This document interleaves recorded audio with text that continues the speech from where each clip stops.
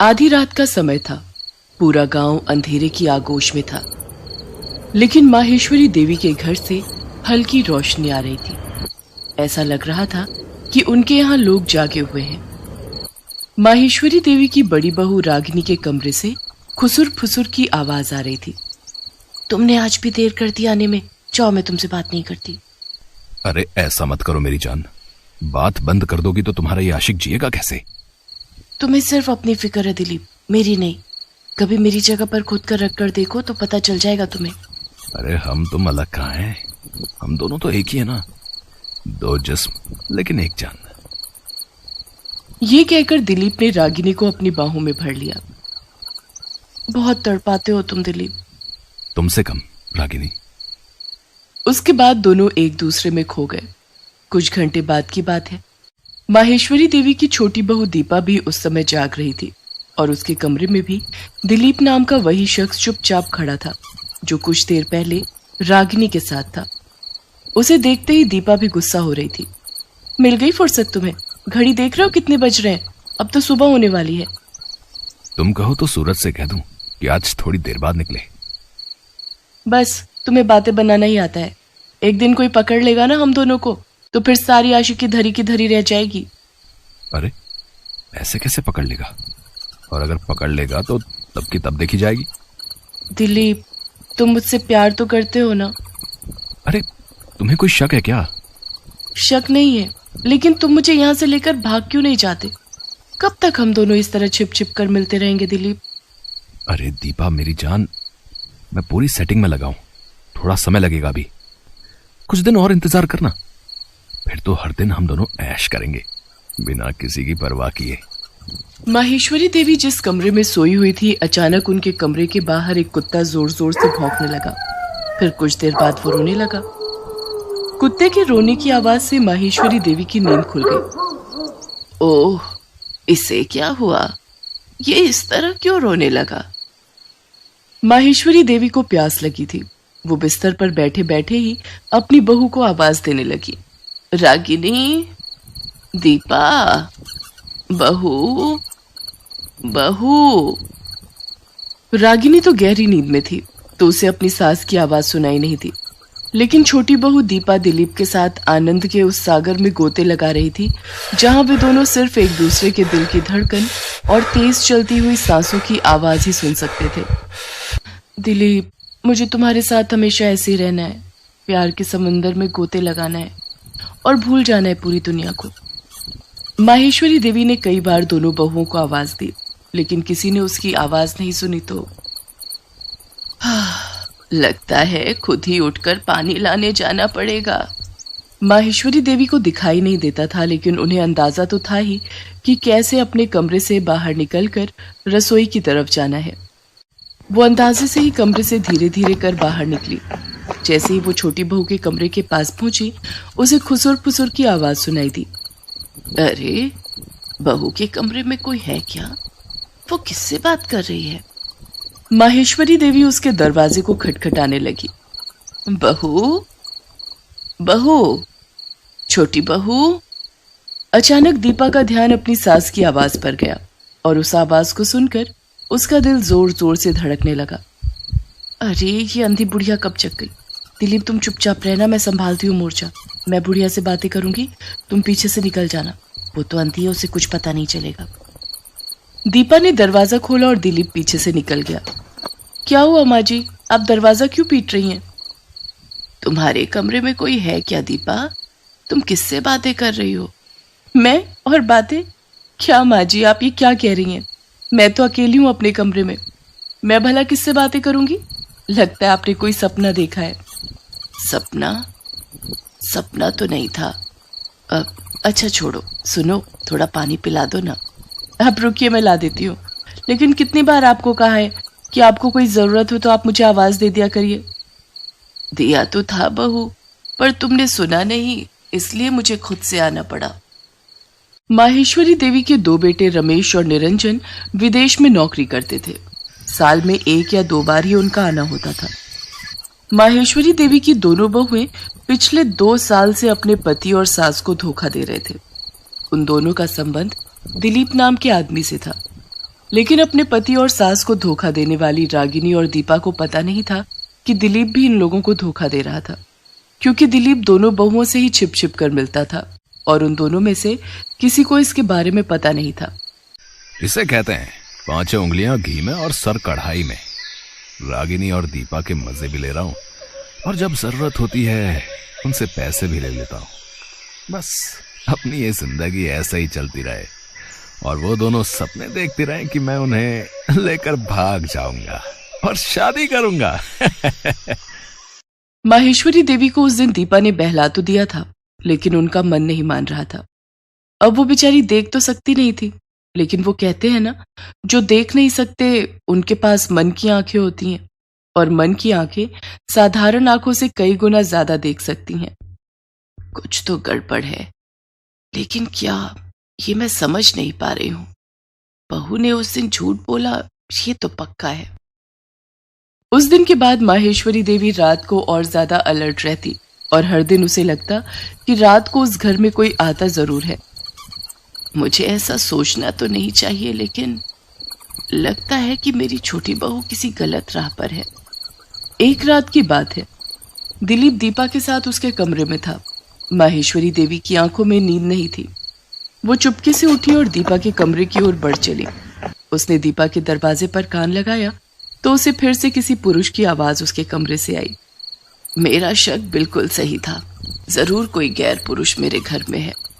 माहेश्वरी ने जोर जोर से दरवाजा पीटना शुरू कर दिया। इस बार दरवाजा पीटने के कारण बड़ी बहू रागिनी की भी नींद खुल गई। इधर इसकी छोटी बहू सास द्वारा इस तरह दरवाजा पीटे जाने पर आग बबूला हो रही थी। ये अंधी बुढ़िया पागल हो गई है क्या? कहीं इसके इस तरह दरवाजा पीटने से रागिनी दीदी की नींद ना खुल जाए। अगर उसकी नींद खुल गई तो फिर लेने के देने पड़ जाएंगे। दिलीप, मैं जल्दी से दरवाजा खोलती हूँ, तुम पीछे से निकल जाना। मेरी अंधी सास को कुछ पता नहीं चलेगा। दीपा ने दरवाजा खोला और दिलीप को भागने का इशारा किया, लेकिन माहेश्वरी को पता लग गया कि कोई भाग रहा है। उसने उसका कॉलर पकड़ लिया और जोर जोर से चीखने लगी, बहू बहू, देखो देखो, ये कोई आदमी तुम्हारे कमरे से निकलकर भागने की कोशिश कर रहा है। पकड़ो इसे, पकड़ो। दिलीप अपने गिरेबान छुड़ाने की कोशिश तो पूरी कर रहा था, लेकिन माहेश्वरी ने कस के उसका गिरेबान पकड़ रखा था।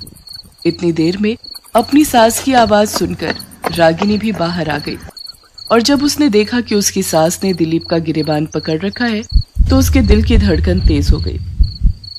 माँ जी, ये कौन है? ये तो छोटी बहू ही बताएगी। ये आदमी हर रोज इससे मिलने आता है। नहीं नहीं नहीं दीदी, मैं इस आदमी को तो जानती भी नहीं, मैं तो इसे पहली बार देख रही हूँ। वे बातों में उलझे हुए थे कि तभी दिलीप ने भागने की कोशिश की, लेकिन इस बार रागिनी ने उसका गिरेबान पकड़ लिया। दिलीप, क्या कर रहा था तू दीपा के कमरे में? बोल बोल, क्या कर रहा था? ये उसी से पूछ लो क्या कर रहा था, और उससे क्या तो खुद से पूछ ले। जो तेरे साथ करता हूँ वही इसके साथ भी करता हूँ। ये बात सुनकर दीपा का भी माथा ठनका। रागिनी और दीपा को समझ आ गया था कि दिलीप नाम का ये आदमी उन दोनों का गलत फायदा वैसे ही उठा रहा है जैसा फायदा वे दोनों अपनी अंधी सास का उठा रहे हैं। क्या तुम दोनों बहुएं इसे जानती हो? ये क्या कह रहा है? लेकिन दोनों बहुओं ने अपनी सास की बातों का कोई जवाब नहीं दिया, उल्टा दिलीप की जमकर पिटाई कर दी। अरे क्यों मार रही हो मुझे? छोड़ो, तुम दोनों ही तो मुझे बुलाती थी तो मैं आता था। अब सती सावित्री बनने का ढोंग कर रही हो। इस अंधी बुढ़िया का फायदा तुम दोनों उठा रहे थे, तो ये पिटाई तुम्हें भी तो मिलनी चाहिए, सिर्फ मुझे क्यों? दिलीप ने माहेश्वरी के सामने दोनों को खूब भला बुरा कहा, जिसे सुनकर माहेश्वरी ने एक थप्पड़ उसे खींचकर मारा। चुप चुप रह और अपनी बकवास बंद कर और कान खोल कर सुन। अगर और एक शब्द भी तुमने मेरी बहुओं के लिए बुरा बोला तो तुझे यहीं मारकर पीछे गाड़ देंगे। वो मेरी बहुएं हैं, मेरे परिवार का सम्मान है, इज्जत है मेरे परिवार की। वो कोई बाजारू औरत नहीं जो तुम उन्हें कुछ भी बोलो। सुन, यहाँ से जितनी जल्दी हो सके निकल जा, नहीं तो पुलिस को बुलाकर चोरी का मुकदमा दर्ज कराऊंगी। दिलीप वहां से भाग खड़ा हुआ। माहेश्वरी देवी सारा सच जान चुकी थी, फिर भी दोनों बहुओं की तरफदारी कर रही थी। इसे देख दोनों बहुओं को अपनी गलती का एहसास हो गया। हमें माफ कर दीजिए माँ जी, हम भटक गए थे। हाँ माँ जी, हमसे भारी भूल हो गई थी। हमने आपके विश्वास को चकनाचूर किया और गलत राह पर निकल गए। तुम दोनों को अपनी भूल का एहसास हो गया, यही सबसे बड़ी बात है। लेकिन बहुओं, इस बात की चर्चा आज के बाद इस घर में कोई नहीं करेगा। मैं नहीं चाहती कि जिंदगी में हुई इस भूल के पन्ने को तुम कभी याद करो। हाँ, इससे सबक जरूर सीखो। माहेश्वरी देवी की बातों को सुनकर दोनों ने उन्हें गले से लगा लिया।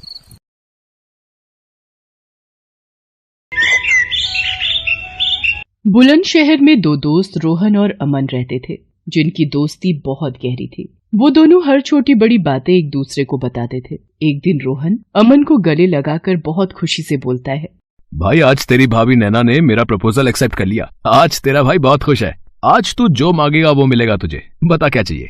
पक्का ना साले, जो मांगूंगा वही देगा? बाद में मना तो नहीं करेगा? अरे हाँ, तेरे भाई ने बोला ना, आज तू जो बोलेगा वो मिलेगा। कल फिर नैना के घर जाकर शादी की बात भी तो करनी है, इसीलिए जो भी चाहिए अभी बोल दे। चल फिर अपने अड्डे पर। तुझे तो पता ही है, बिना गला गीला किए हमारी पार्टी कहाँ पूरी होती है। हाँ, ये तो सही कहा तूने। चल चलते।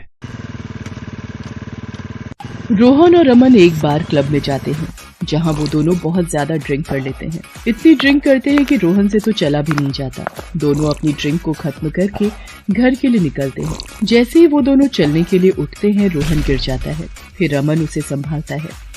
भाई घर ज्यादा देर हो गई तो आंटी ने घर में घुसने नहीं देना भाई, बता रहा हूँ। चल आज गाड़ी तेरा भाई चलाएगा, ठीक है? साले तुझसे ठीक से चला नहीं जा रहा है? पहले गाड़ी तक तो पहुँच जा बे।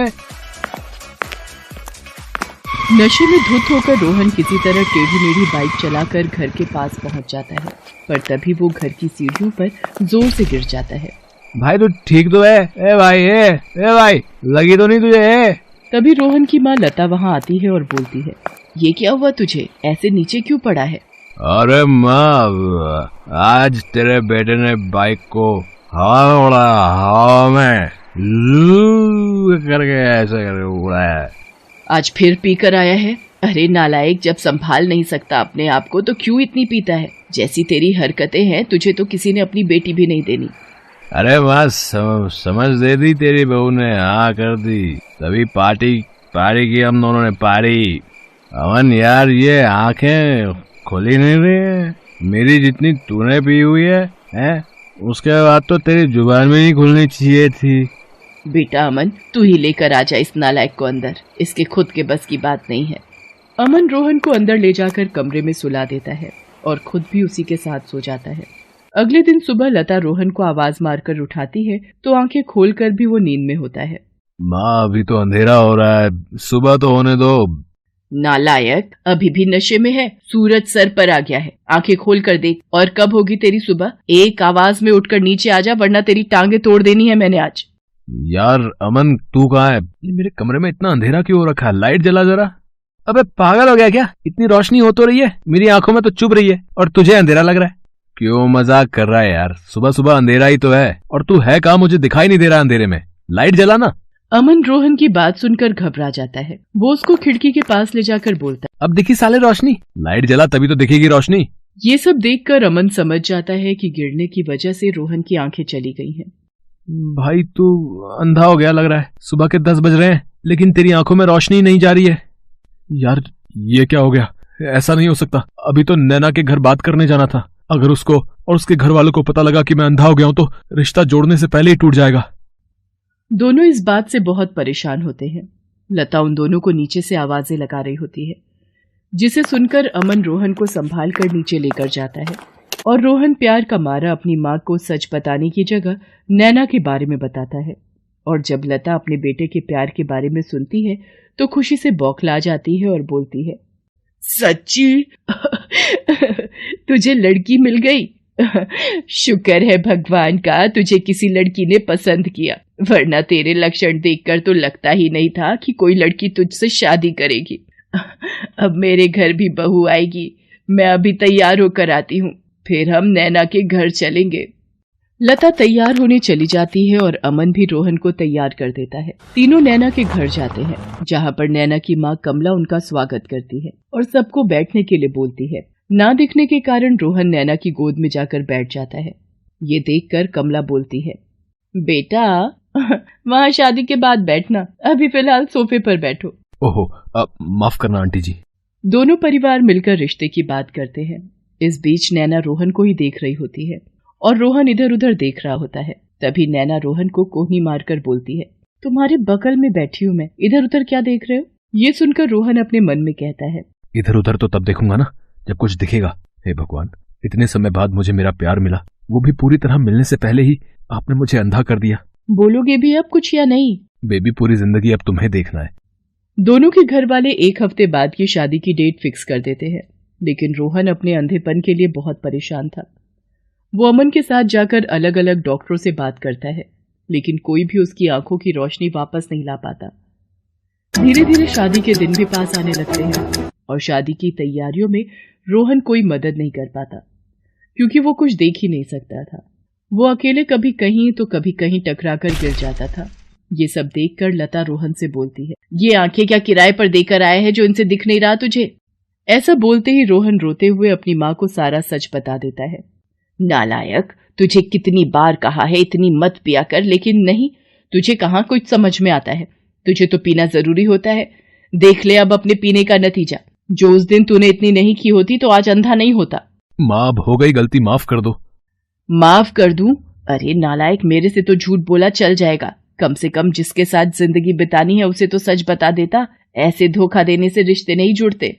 हाँ भाई, आंटी सही कह रही है, नैना को सब कुछ सच सच बता दे। लता और अमन की बात मानकर अगले दिन वो उसके घर जाता है। वहाँ सभी मेहंदी की तैयारी में लगे होते हैं। दूल्हे को अचानक अपने घर देखकर कमला और नैना उसके पास आकर बोलते हैं, अरे रोहन, तुम्हें यहाँ कुछ काम था? तुम इधर उधर क्या देख रहे हो? मैं तुमसे बात कर रही हूँ, मेरी तरफ देखकर बात करो।